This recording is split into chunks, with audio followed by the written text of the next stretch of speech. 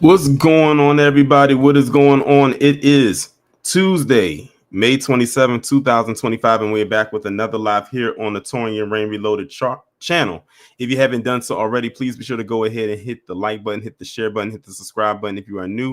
And if you are new, hit the bell twice to be notified whenever I upload a new video or go live, or simply join the Discord, and you should be able to receive the notifications in there. Before we get into everything, let me give a shout out to the members, the mods, the people over there on Patreon. For those who, for whatever reason, can't catch the live, shout out to the replay gang. Now let's see who we have so far in the chat. We have Stephen Porter, Jerry Bedford, Dimpleface, Hurricane Nisi, Raging Woody, Jesse, Miss Butterscotch, Sybil, Gamers Den, Dark Titan, Reparations Nation, Doc Spencer, Roku Muro, Cosmo Fury, The Informant Media, Tawana, Yasuke, and that is it so far.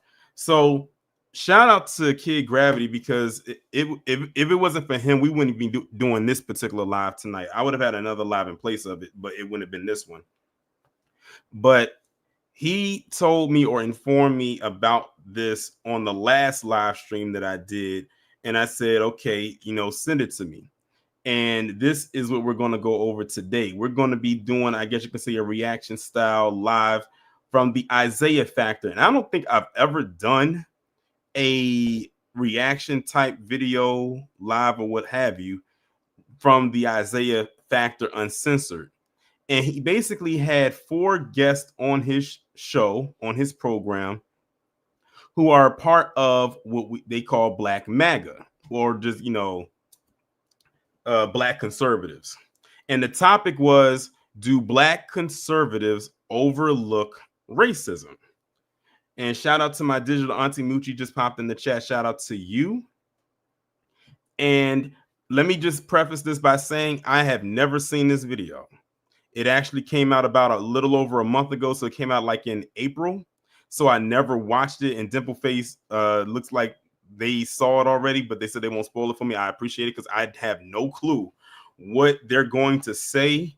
I didn't even look in the comment section because I didn't want to get spoiled by whatever people said in response to what was said in this video. The commentary is about a little over 12 and a half minutes long. So we're about to see what they're talking about in this video. So let's go ahead and get this thing started.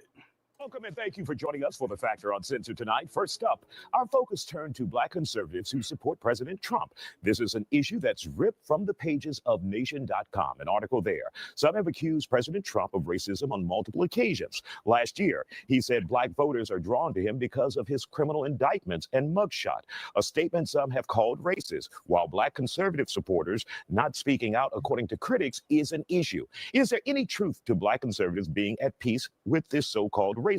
Or is this the answer more complex? Joining us to talk about it here on The Factor Uncensored tonight, members of the Urban Conservatives of America, Rael Williams, Alexandra Butler, the group's founder, Jonathan McCullough, and former president of NAACP, Brazoria County, Eugene Howard, who's not a member of the group, and you'll soon see. But let's begin with you guys. For those who say there's a lot of racism that you have to stomach as a Black conservative supporting President Trump, what would you say to that? Personally, I would say that I've ignored a lot of racism from the left. When Joe Biden said that Black people, or excuse me, he said poor people are just as bright and talented as white people, that's a racist comment. There's types of racism that seem to go ignored and unnoticed by the left and the right, but it's the racism of low expectations that I can't ignore. And so that's why I brought that up first, is because the racism that they want us to overlook is the racism coming from the left. All right, let's go down the line. And I have a feeling they're going to be saying that a lot. This is why what she just said right there is exactly why I'm an independent. Because see, the thing is, that way I can sit back in the middle and I can see it from both sides. See, they can only talk about it from one vantage point, and I bet you it's some stuff that's going on in their party, and I'm almost guaranteeing that it is, that they don't talk about, but they have to hold on to not saying it because they don't want to be kicked out from on the porch. Because I would say inside the club, but they ain't even in. So I said the porch. At least I'm giving them grace saying the porch. Some of them ain't even on the first step to get up to the porch. Sir, Mr. Well, McCullough? yes, racism to me, it's not what someone says, it's what they do. And I think this is what makes us different from the left, because we're not watching, what people is saying. We're watching what they're doing. Because at the end of the day, a leader, a president, a politician, whatever you are, is based on policy. So if you can show me policy that affects or that you can call racism, then I'll agree. But up to this point, I have yet to see anything that he's put into law that affects Black people negatively. Eyes wide shut. Now, mind you, y'all, this was a month ago. That means Trump has been in office since January. He got elected back in November. So I just want people to understand that it's not like this was done right before or right after the election. He's already been in for well over 100 days. All right. Mr. Williams, Ultra MAGA. What you got? Ultra MAGA. Trump has been great for Black people. If you look at the statistics, I can already tell y'all, and I'm looking at the chat and I'm looking at the screen, and y'all saying pay attention to the guy on the left who's on the far left with the all black on with the Barbie. And I can tell by his expression right there when this guy right here with the Ultra MAGA shirt, this Ultra MAGA hat on, his reaction to that, I can tell he's going to be that one. And that's going to go in. Unemployment was Ultra MAGA, y'all, not elite, not ultimate, not the. He said he's Ultra MAGA. He want to let y'all know he just ain't regular MAGA out here. at the highest rates when he was in office. You go down and you look at, he just declassified the MLK files, something Barack Obama didn't do when he was in office. Of course not. So I mean, you people are saying he's racist, but he's doing things that presidents that were of color didn't even do. What does it mean? Well, I'll give him because Obama. So, but he said presidents. Was there any other non-white president besides Obama? Because he said presidents like it was more than one. Because I mean, unless I missed it, I don't think there was any other non-white president besides Obama. And he said presidents with an S.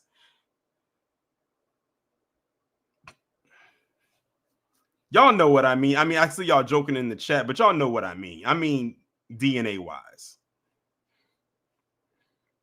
That's right. I mean, hold on, wait, let me finish. Only been one, don't say it. So again, Trump is the man.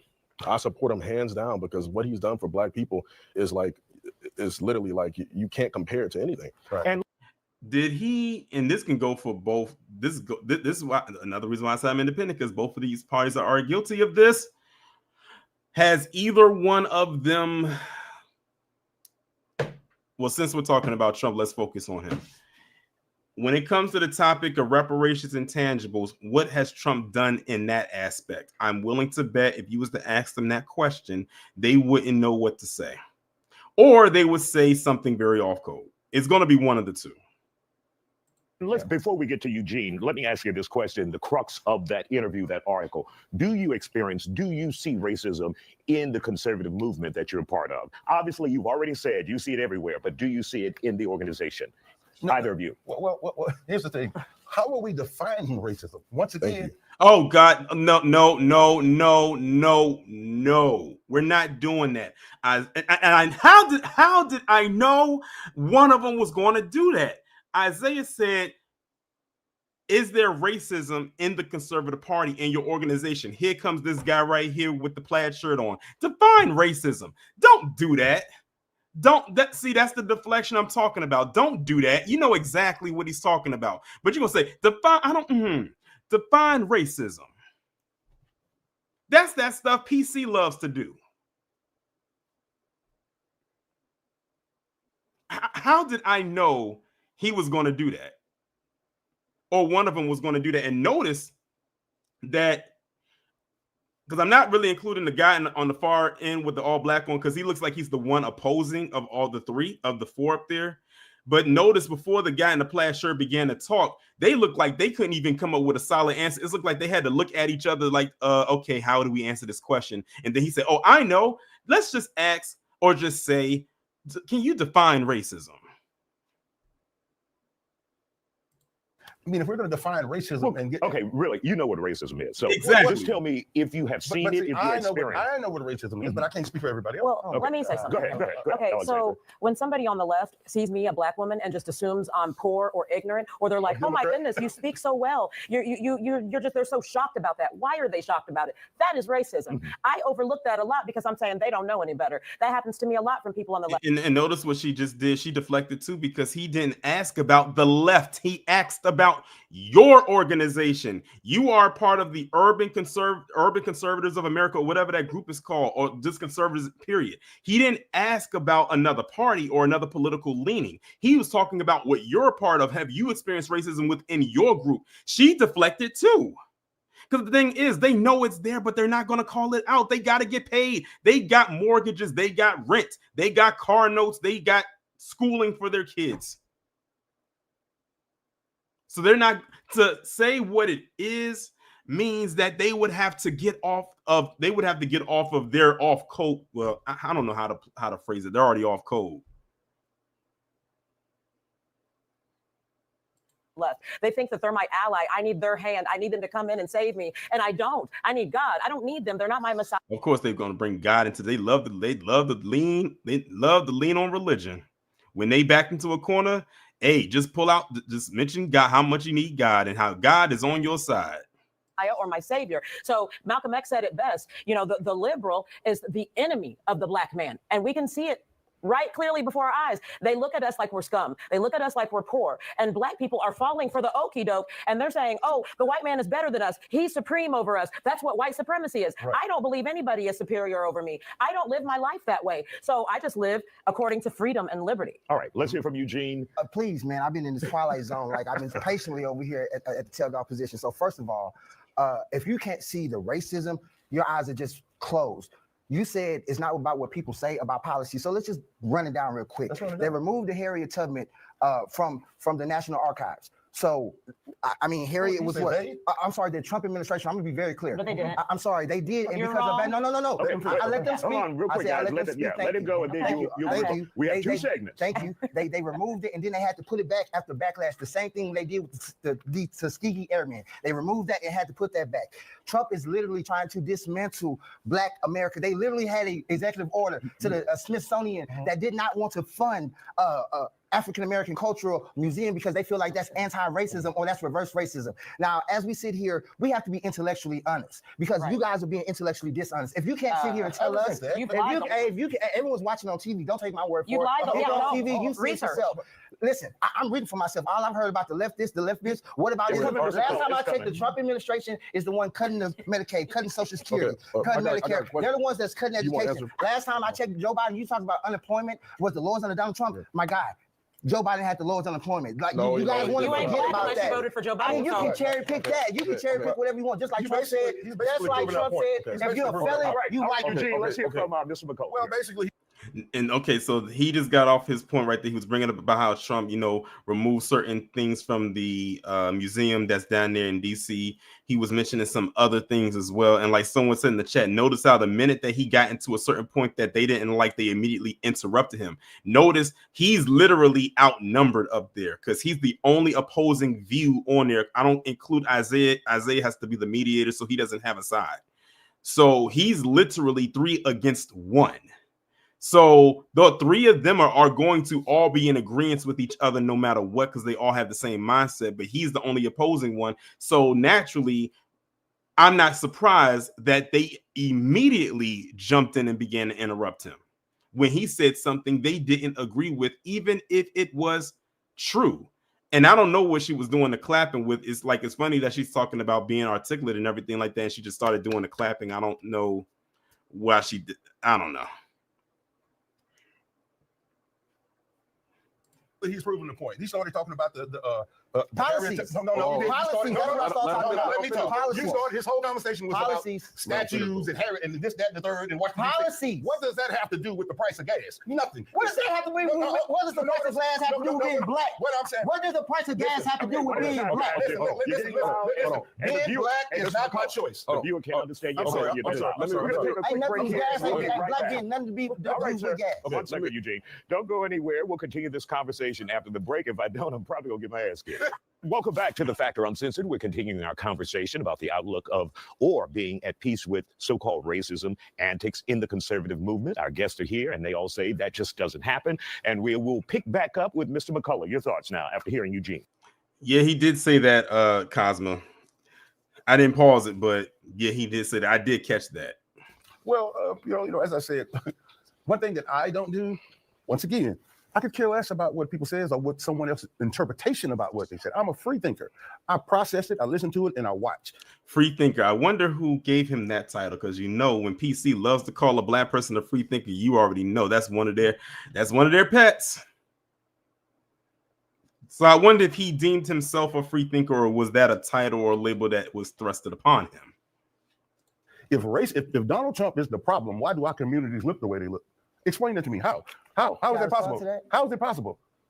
I mean, it's a system. Answer that question. Whose system? Is it Donald Trump's system? It's called systemic issues, brother. It's more than one. Oh, so it's not Trump. It's systemic. Bro, just don't try to change the subject because you don't want to be. No, I'm trying to remain on the subject. I'm willing to say there's systemic issues, there's systemic problems in this country. There has been since 1619, since we got here, bro. So if you want to talk about that, we can talk about why our housing look like they do. Or if you want to talk about slavery, Jim Crow, segregation, we can go down the list. I got a question. So we have to be intellectually honest. Okay, let's be intellectually honest. Let me tell you something. The black community is the most dangerous place in the world for a black man.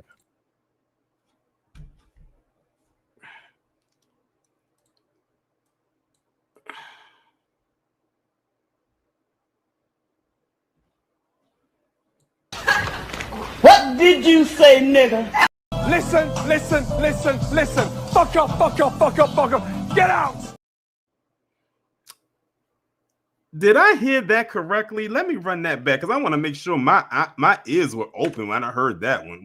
Let me run that back. Be honest. Okay, let's be intellectually honest. Let me tell you something. The black community is the most dangerous place in the world for a black man.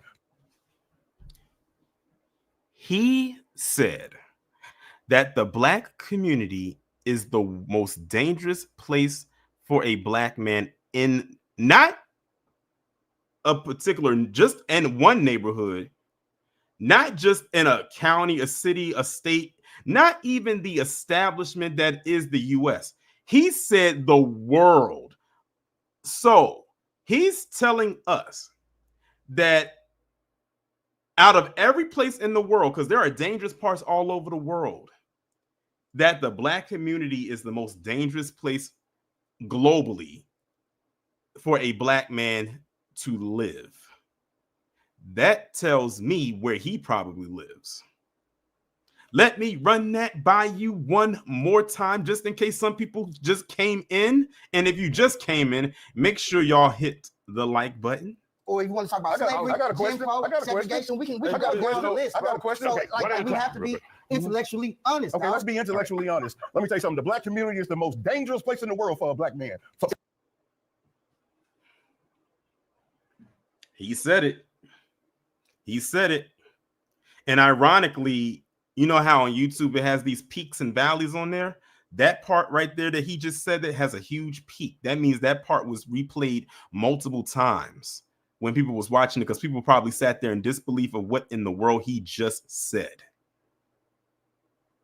He said the black community is the worst place in the world for a black man to survive.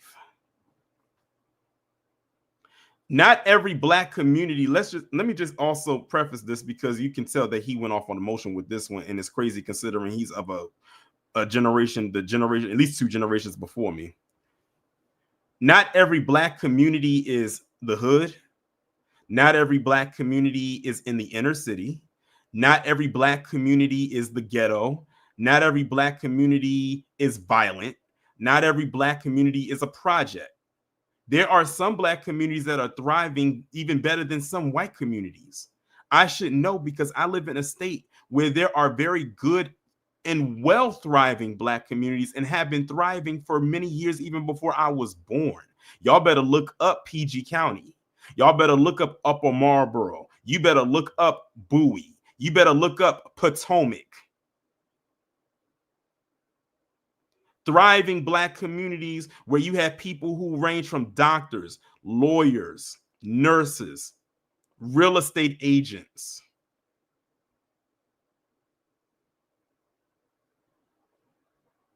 So the fact that he sat there and said that was very asinine.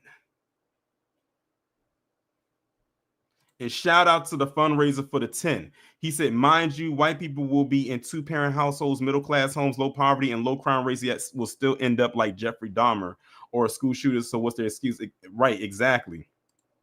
And we told people about how a lot of them come from quote unquote 2-parent households and they still manage to mess their life up. And in the process, take someone else's.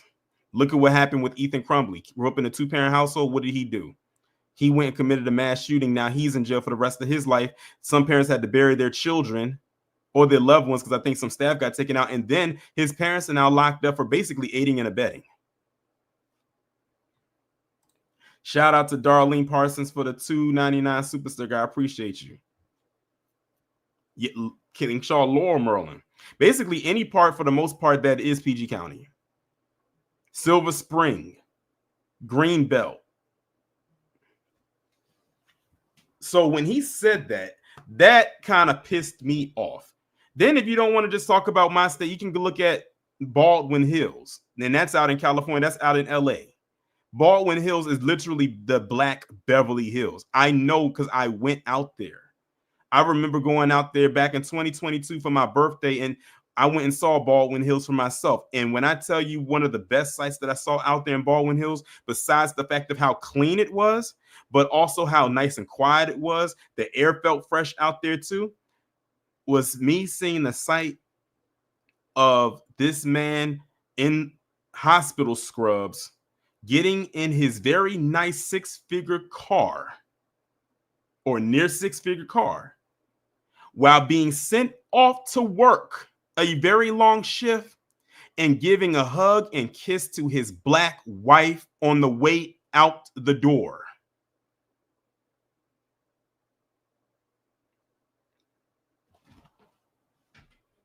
But see, people like this guy thinks every Black community is bad. I wonder where he got that notion from. I'm willing to bet he's been listening to the people that have said that Black people are 13% of the population but commit 50% of the crime. The people that always bring up per capita, the ones that's always talking about quote unquote Black on Black crime. The one that's always talking about these single parent households, mainly from the single mother. Yeah, and shout out to the people that's naming other thriving Black communities in the chat. Randallstown, Maryland. You said Powder Springs, Georgia, La Plata.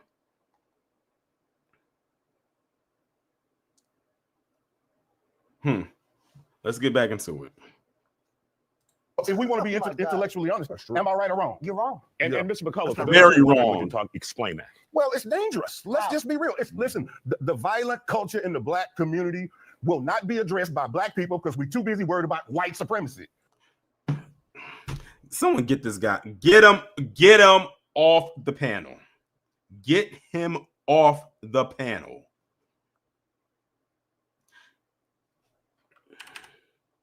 Wondering what you're talking. Explain that. Well, it's dangerous. Let's just be real. Listen, the violent culture in the Black community will not be addressed by Black people because we're too busy worried about white supremacy. Well, why doesn't, you know what? This is something that actually came to my mind last night. And I thought about turning it into a commentary, but I said, you know what? I'm not going to do it. But now I can talk about it just because of what he said right here. And shout out to Doc Spencer for gifting out 5 memberships. I appreciate it. And I'm sure those who received the memberships appreciate it as well. I was on Instagram last night and I was going through the stories and someone you know how some people go around and they carry their phone and they attach and it's a microphone app attached to it and they do like street interviews. Well, it was this one Black guy. He looked like he was maybe in his 20s. And he asked this kid who had to be in his early teens or preteen. He very much a minor. He said, what do you think is one issue wrong with the Black community? This kid said the stereotype about the deadbeat dad. I'm going to be honest with you. I thought he was going to lean into the whole black on black crime thing because that's like a go-to response. Like it's almost like a triggering response to say that. But he said the stereotype of the deadbeat dad, and I stopped right there. Have y'all noticed that whenever you see a lot of these street interviews, they always, not every last one of them, but a lot of them ask black people, what's the problem with the black community? Why is it that whenever you see people who do street interviews of other groups, that they never ask their group, what's the problem with their community? You never see a white street interviewer ask, what's the problem with the white community? You never see an Asian street interviewer ask, what's the problem with the Asian community? You never see a south of the Bordarian ask the same thing, so on and so forth. It's always black people. And then when you have those other groups, they manage to hear that, and then they start asking people of our group, our tribe, the same questions. Meanwhile, like I said,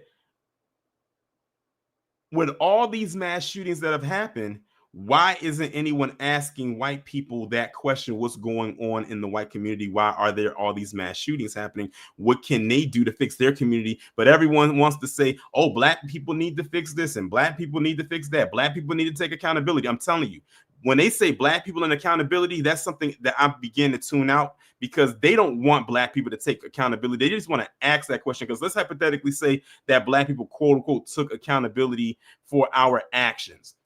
Then what else? What other talking point do you have? Because I know you have like a whole laundry list of them.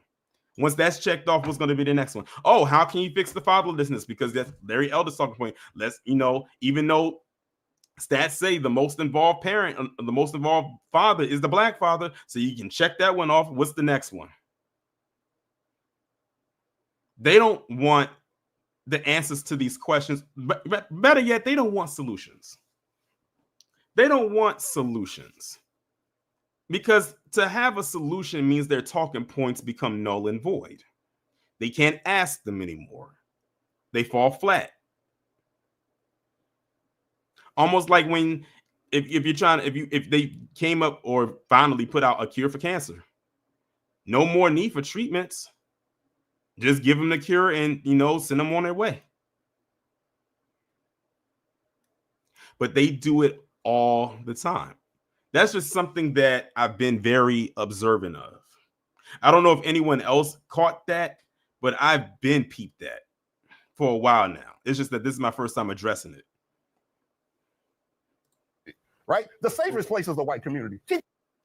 Oh, you heard what he just said? Let me run that whole part again and let it run all the way. Listen, the violent culture in the black community will not be addressed by black people because we're too busy worried about white supremacy, right? The safest place is the white community. Keep it 100. Yeah.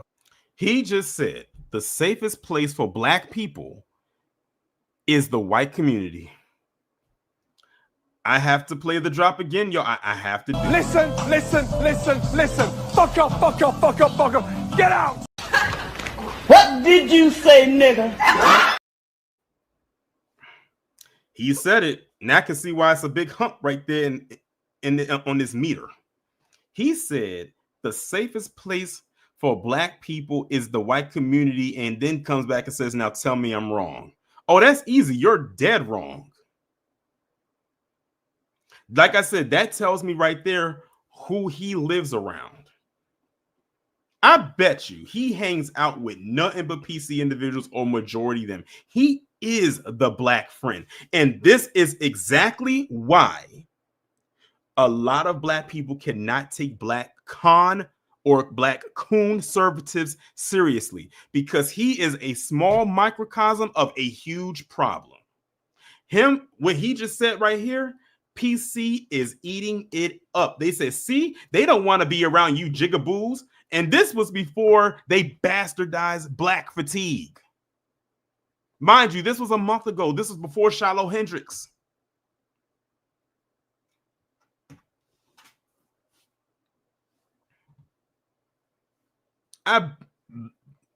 This dude is kin to Uncle Ruckus. Yeah. Keep it 100. He keeps saying we got to be intellectually honest, but you have to first be an intellectual to be honest. So now she want to roast. Now she wants to roast.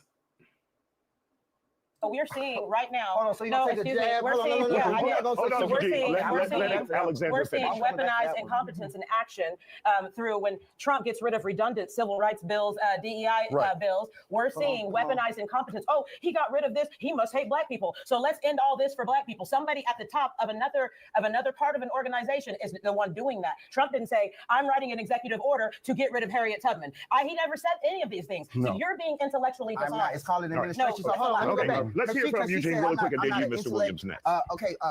As the only sensible black person sitting up here, like on TV, let's let them decide who has the intellect and who doesn't. As we sit here and speak policy. Now, secondly, you talk about actions. Going back to Harriet Tubman, you know, Harriet Tubman did have a little tool that she used to carry. All I would say is like I'm so glad we all free, because all of us wouldn't have made it if we was walking with Harriet right now. Because all of us would not make it. Look what she just said when he mentioned about Harriet. Let me run that back again. Harriet Tubman did have a little tool that she used to carry. All I would say is like I'm so glad we all free, because all of us wouldn't have made it if we was walking with Harriet right now. Because all of us would not make it, because Harriet was very. She just said all of us. She, just by her saying that and in her tone, she would have been the one. You know what? Let me stop. Y'all can figure that out in the chat. Strict, because we all know all skin folk ain't kinfolk. All skin folk ain't down for the struggle. There's no way. That's an emotional. No, you can say whatever it is. That's emotional. There's no place. Emotional. Let me finish my point. If you want to say if you want to say the most dangerous place for a black man is the black community, there's no place safe. Let me tell you something facts for that. You know what? The most dangerous place is the womb of a black woman. Let's hear from Mr. Y'all heard what she just said? Put a 1 in the chat if y'all heard what she just said about where the most dangerous place for a black man is. And why did I know she was getting ready to say that? When she began to say the first couple of words. She said the most dangerous place for a black man is in a black woman's womb. I know where that talking point came from, because they're talking about how black women got all those abortions back in the day, and it was like in the millions, like something like back in the 70s or something like that. Basically saying that black women get all these abortions. And so that's why she said that.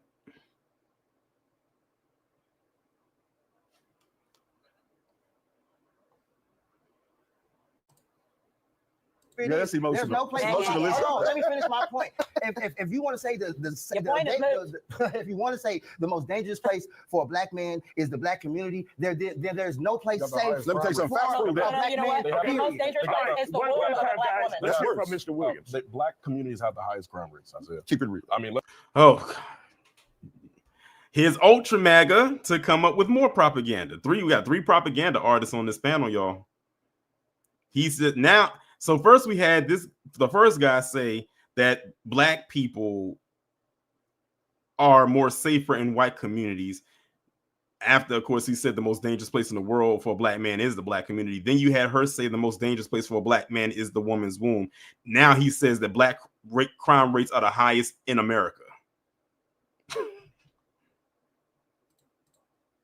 Let me tell you something facts for that. You know what? The most dangerous place is the womb of a black woman. Let's hear from Mr. Williams. Black communities have the highest crime rates, Isaiah. Keep it real. I mean, let's just be honest, all right? Like you They also have the highest poverty. Not a part of that. Hold on, let me finish. But if you're talking about Donald Trump and what he's done for black people, what has he you got to remember. Please tell me Jesse Jackson, right? What has Donald Trump done? For him? Tell me what Donald Trump done. Eugene, let him finish. Let him finish. What did he do? He helped Jesse Jackson form Black Wall Street. We talking. What? Okay, this is a new one. Can someone confirm or deny this? Because what? Hold on.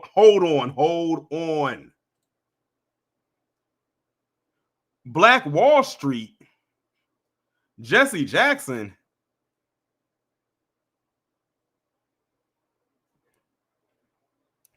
I think there is nothing underneath that Ultra MAGA cap in that hair but empty, hollow space. If he said what I think he just said, right? What did he do for him? Tell me what did he do for Eugene? Let him finish. Let him finish. What did he do? He helped Jesse Jackson form Black Wall Street.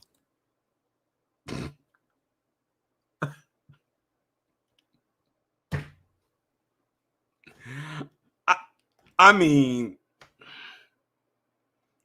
what? Black Wall Street Jesse Jackson had nothing to do with Black Wall Street. Black Wall Street predates him, and it predates Donald Trump. What in the world? You know what? These are probably the same people that think that Frederick Douglass is still alive. Remember that time Trump said that he spoke of Frederick Douglass as if he was still alive in his first term? I bet they one of the ones that think he's still alive. I could not make this up if I tried. I could not make this up exactly, Jane Doe. Jesse Jackson nor Donald Trump were alive when Black Wall Street was around. Shoot, I'll even argue, well, maybe their parents. I don't know when Donald Trump's parents were born or Jesse Jackson, but I'm willing to bet it had to be in the Jesse Jackson, definitely his parents were born in the 20s. Trump's parents might have been born in the 30s. But what? Let it continue. Tell me what did he do for Eugene, let him finish. Let him finish, Eugene. He helped Jesse Jackson form Black Wall Street. We talking Okay, hold on, wait, hold on. He gave how much to the black community? I don't know. You tell me. Close to $80 billion. $80 billion. And what? $80 billion. And what? What you talking about? You gotta do your research. I'm glad the brother on the end said that, because he said he gave the black community nearly $80 billion, and he said for what? And then the guy gonna come back and say, do your research. I can't stand people like that.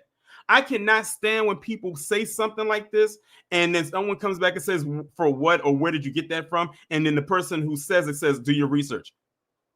What? If you're gonna make a claim like that, you need to know right off rip and tell me where that is, and then I can go and fact check it myself. Don't tell me to do my own research, and you were the one that said it. But then again, this is the same guy that said that Donald Trump helped Jesse Jackson form Black Wall Street. So hey, it's not out of the realm of possibility. Can't throw numbers out. And he got was it educational? Was it housing? Was it reform? Yes. Don't say yes. Like, give me something. I gave you the policy. Go research, bro. Okay, so y'all are intellectual. And now she's saying it. On top of that, Intellectual geniuses. okay. No, it's not about that, man. Can I say, on top of that, again, he declassified MLK files, something Barack Obama did. Man, he declassified his sex tapes. You interested in that? I'm so glad you so excited about that. You probably got. And notice he keeps going back to Barack Obama. Now, many of us in here are not fans of him, especially now that we see him for what he actually is. But I mean, he's been president 2 times. It is what it is. Notice he keeps going back to Barack Obama, who is the only non-white president. Now, something I've noticed, and maybe y'all seen it as well, especially if you're on Twitter. Have y'all noticed that a lot of white supremacists on Twitter love to say that that the country was going so well until Obama got elected in 2008, and then that's when the divisiveness came up? And I'm sitting here saying to myself, like, huh? Oh, so you have all these white presidents before the non-white one, and then the non-white one is the one that brought in division.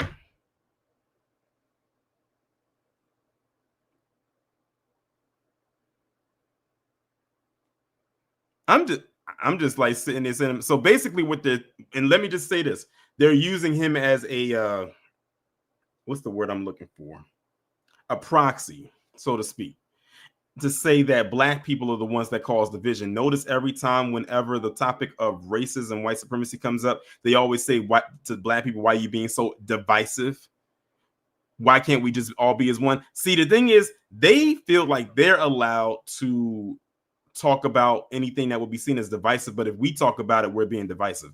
I'm telling you, their Jedi mind tricks go beyond Star Wars.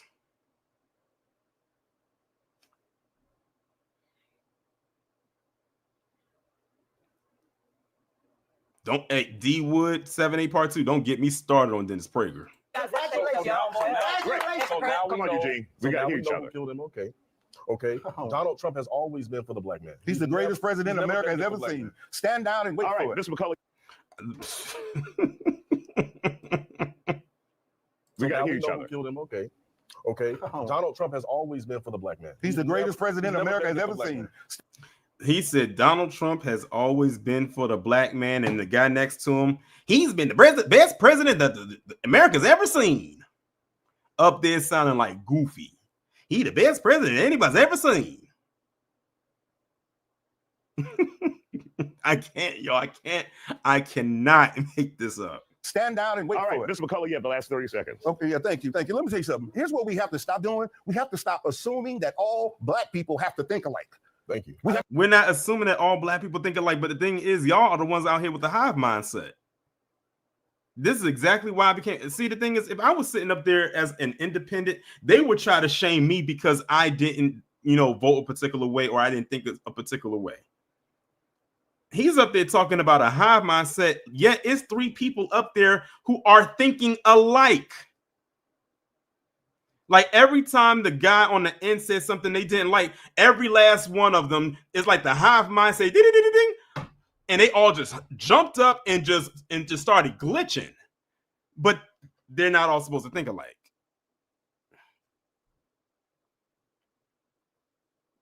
Have to stop. Like hold on. That is racism in and of itself within the black community. Oh my God. Wow. Listen, I don't think like y'all. Can I finish? Black community than Barack. Look at her.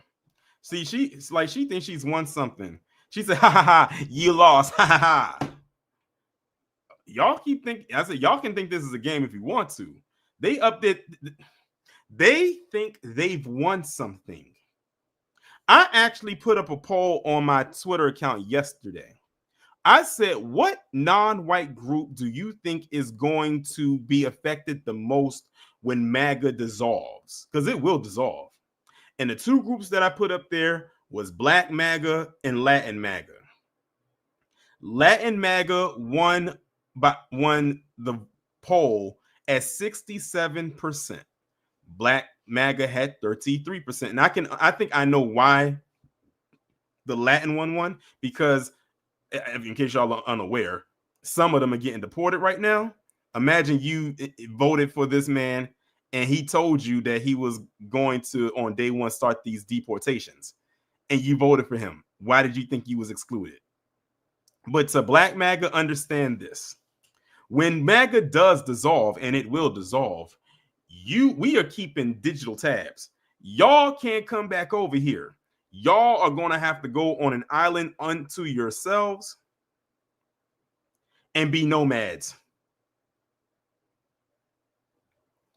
KG, I don't think he's in the chat right now. I don't think he was in the chat at all. He's probably busy. But that's our go-to person right there, because everything that he has been calling for the last year or so has pretty much come to fruition. So when he gives us dates and timelines, we follow behind those dates and timelines. And he said that MAGA will dissolve probably by midterms of next year, even though that's too far away if you think about it, because that's November of next year. But we can be patient. I mean, we got through November 5th of last year, and we see that it's starting to crack right now. They just think that they're winning right now because I guess their man got back in, but it's like, treat this thing like a popularity contest if you want to, like it's a high school superlative, I guess. Obama, Can a I- black man, can I finish? a black There's man. a reason. Answer There's a reason President Trump is the first president in modern history Thank to you. crack the black vote and get majority of the black support. And also crash That's not a joke. This is real. You know why? Thank you guys for joining us here on the Factor And also, let's be real. Another reason why black people voted for Trump is because they couldn't stand Kamala Harris or Joe Biden. If there was a candidate there that wasn't them, that actually was like did what black people demanded, Trump would not have won. Let's be real clear with that. A lot of it was a spite vote, not because they liked Trump. It was a spite vote because they really didn't like Biden or Harris. And then the rest of us, well, we did vote. It was called the couch. Well, that's the end of that. So what I'm going to do now is I'm going to drop the link, and I know that y'all have something to say about it. So here you go. The link is right there in the chat. Let's go ahead and get this discussion on and popping. I'm curious to see what y'all have to say.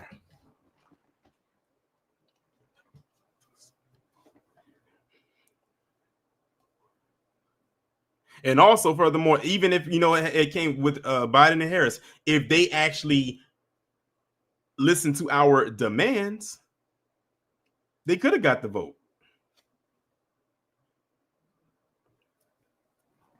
See, us voting for that couch is what got your man in. All right, let's see. We got Cosmo. What's going on? Hey, how you doing? Good evening, good. chat. Man, like I said in the comment section, I work with people like two of my former co-workers who I thought was cool had this mindset, and it doesn't surprise me, and I don't rock with them at all anymore over it. Not because I am a Democrat like you, I'm independent, and a lot of them don't get it.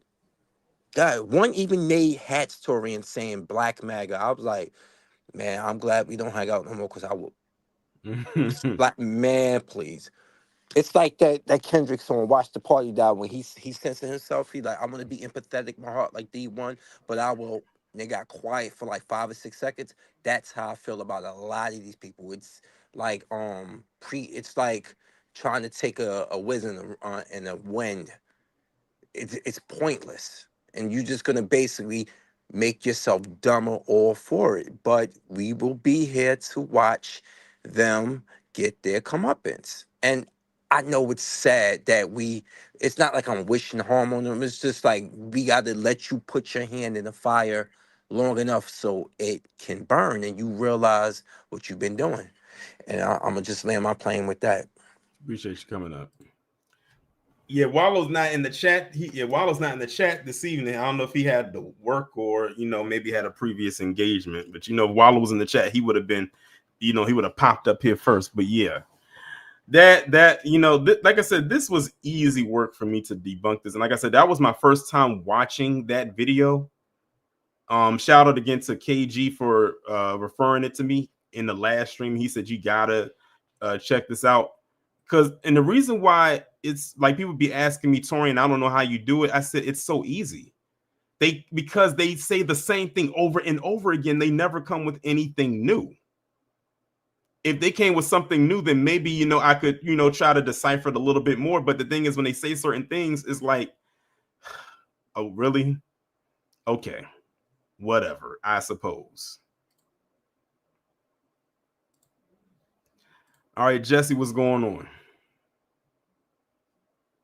Your mic is muted.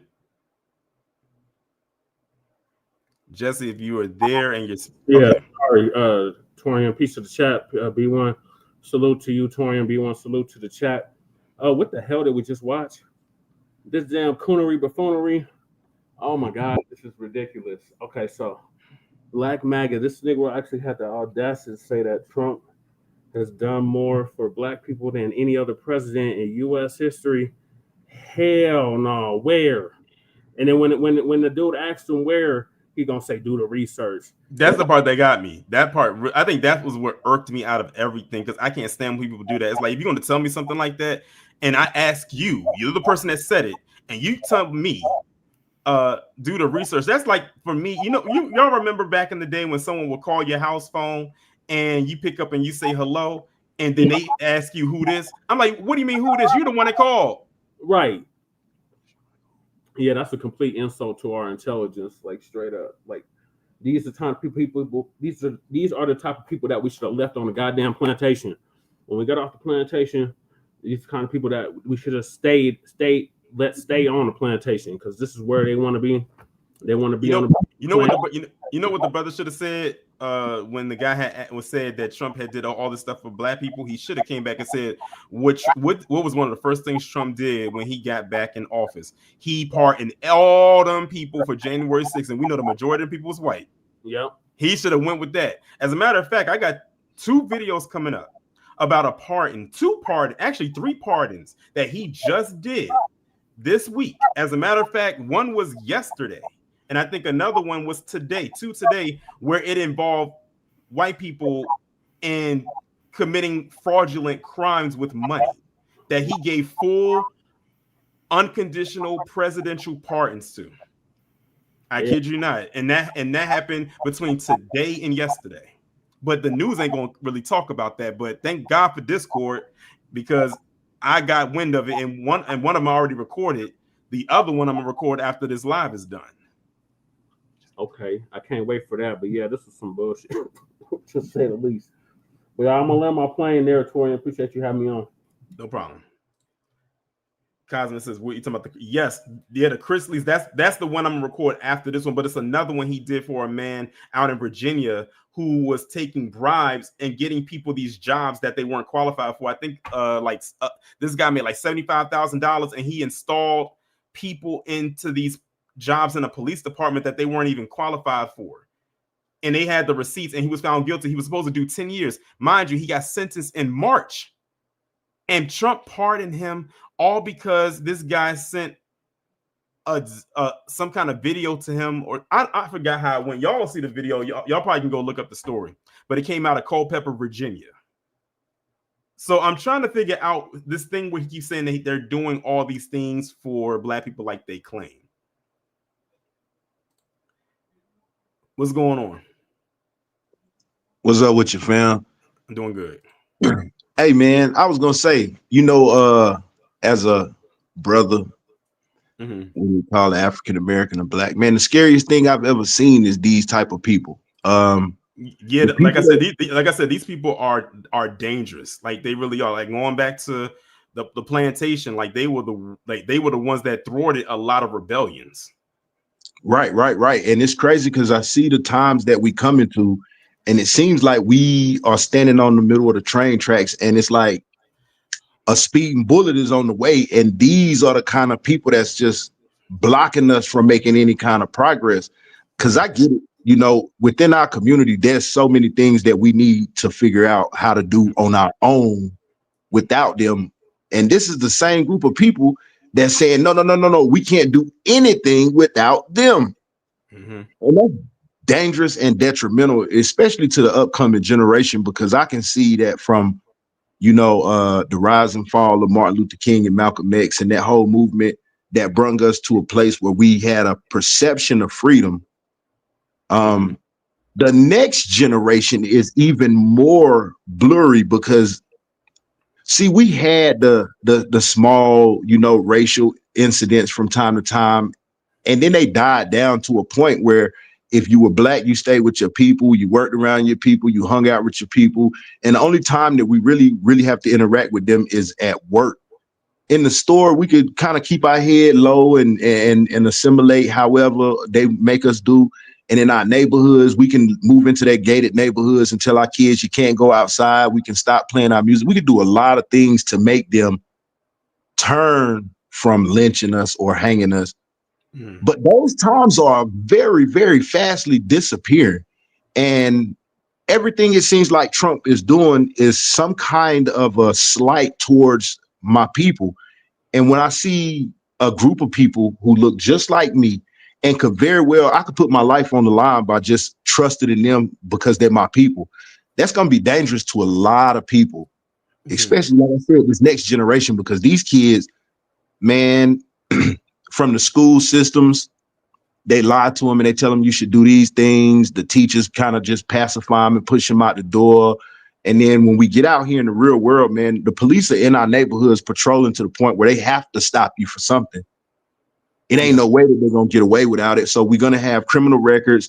The banking systems are against us. It's just so many things that's against us. And I can't understand how any Black American that has grown up with the history and can look at the future and not see that we need to jump off of their tracks and start fixing ourselves up.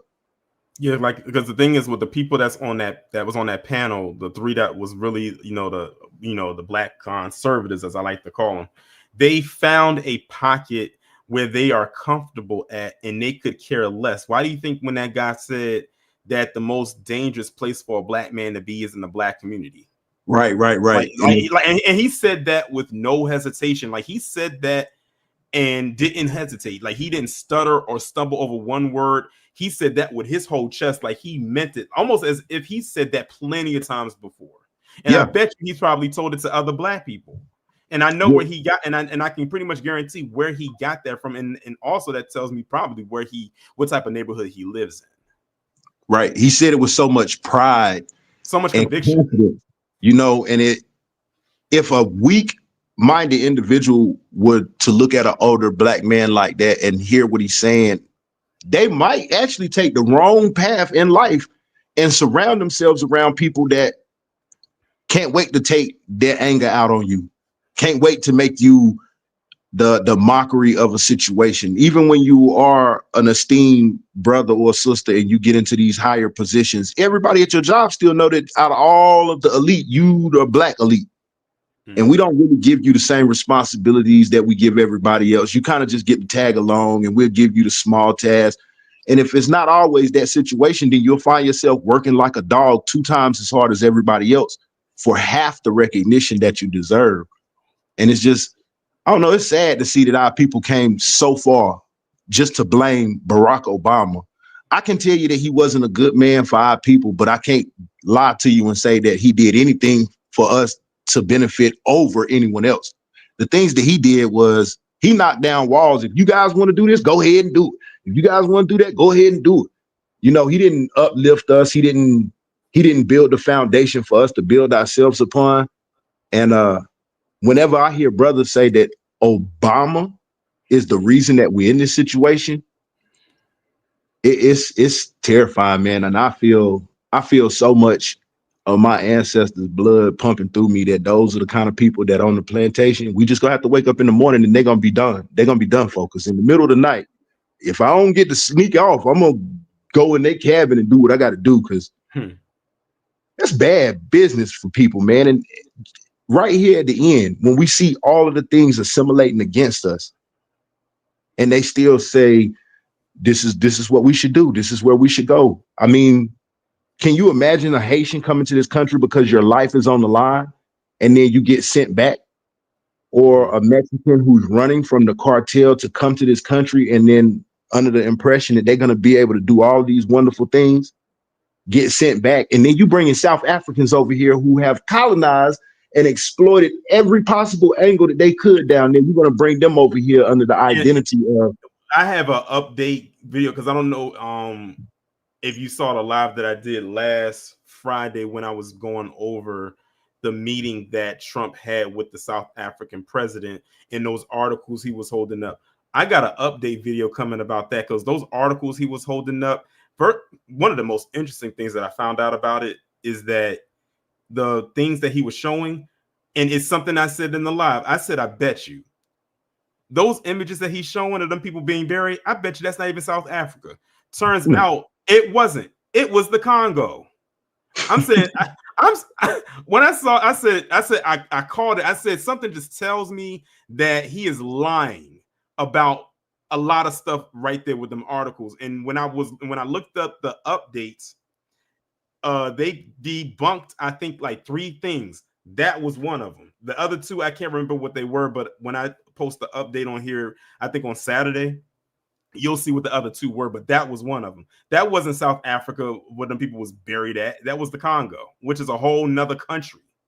Oh yeah, they lack evidence and they lack actual intelligence, man. If we ever go to war with this dude Donald Trump in charge, trust me, it's for whatever he think it is that we need to go to war for, because his word can't be trusted. Even when they know that the information is false, they will continue to go ahead with it as long as it progresses their agenda. And that's dangerous for us because he has never shown any kind of compassion or sympathy towards our people, except for the little bogus things he did, you know, Lil Wayne, get him out of jail, Kodak Black, right? These aren't things, these are things for people to owe him favors in the long run.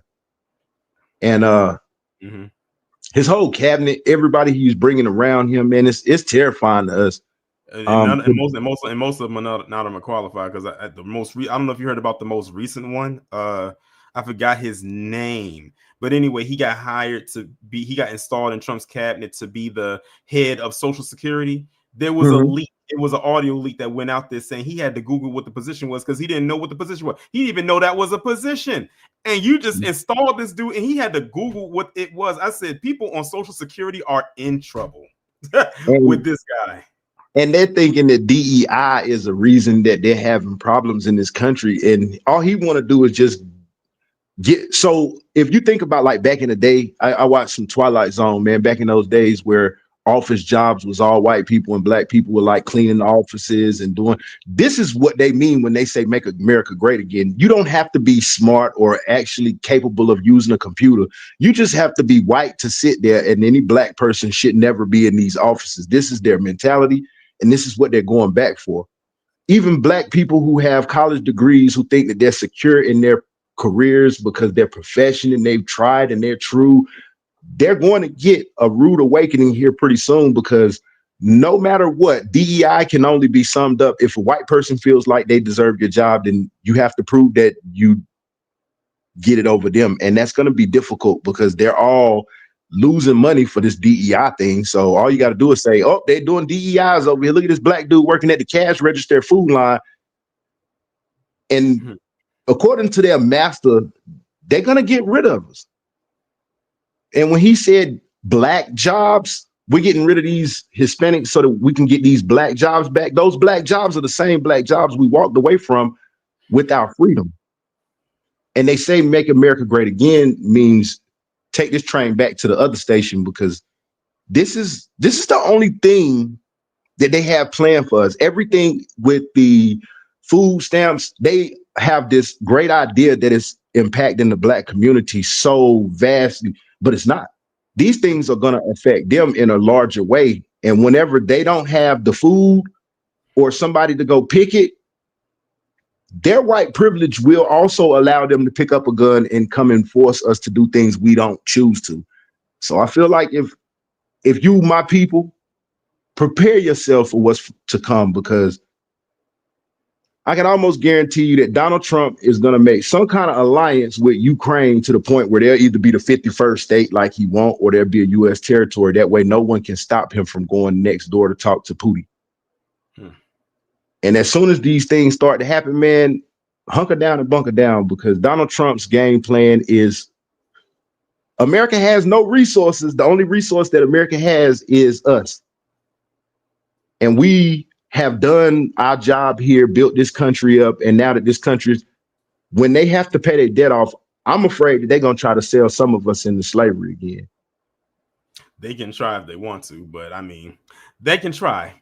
But hey, listen, I have to drop you down because I have one more person that wants to come up and speak. Yes, man. Hey, thanks for the platform. My first time to your channel, man. I'm gonna subscribe to you and I'm gonna be checking you out from now on, bro. So keep up the good work and don't disappoint me, man. No problem. No, I won't do that. Appreciate you Yes, coming sir. up. All right, next up we got Jacoby. What's going on? Hey, Torian, how you doing? I'm doing good. Oh man, I just caught a little bit of the half, and I don't need to watch the whole thing. Pretty much, they're pretty much cooning into the 10th grade, weren't they? Yeah, definitely. Yeah, I can explain this in the whole nutshell. If you want to be conservative, do your thing. Just don't coon and sell your people out. Exactly, and that's the thing right there. And I don't know why people think that that's what you have to do in order to be on that side, because there are a lot of people who are black conservatives who do not tap dance like that. So I don't know what. That's why I said this. Whatever it is that they're doing, that's something completely different. But see, the thing is, they are the ones that get propped up and pushed out there to the forefront. So people who may want to be conservatives who are black, they're going to see that and think to themselves, "Oh, that's what I have to do too." No, that's how they want you to present yourself. Because a real black conservative doesn't do all of that. What they're doing. This is grifting right here. This is not being a conservative. This is grifting. Yeah, this is more like grifting beta mode 2.0. Like, look, see, they in their minds they don't think it's harmful, but it's very harmful. I just finished watching the Lily Gallus stream you did. Okay. And people can fire a shot without firing a shot. And what I say to that is, for example, Shiloh. Because Shiloh got propped up so much, people are going to find a reason to, if she can do that, I can do that. Case in point, Mississippi. Butt naked. Okay? That's all you need. Butt ass naked. Okay? That's all you need to know. And so people can fire a shot behind this keyboard without doing anything. And what they're doing is doubling down on a Kansas Owens propaganda, just changing the name, and you're putting our lives on the line, not you, but they are. And to say something like that, you're only not reaffirming the stereotypes, but you are also you're killing your kids, man.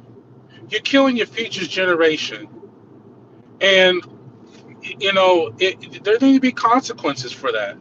You want to be conservative, fine. Nobody's knocking that. In many ways, some of the philosophy makes sense, but don't sell your people out. Don't buck dance and coon, because case in point, this is why we're in this situation right now. We trust people in higher places, and they got nothing done.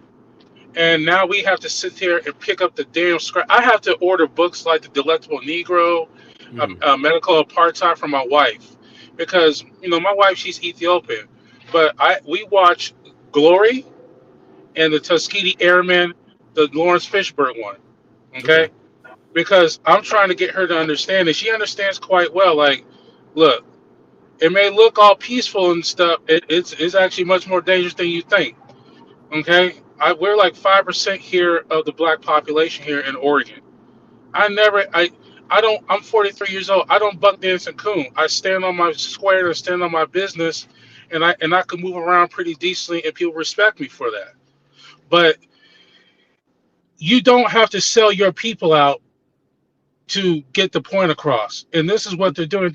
They're no better than James Clyburn. Exactly, and that's the thing. The thing is, when you say they don't have to do it, you're right.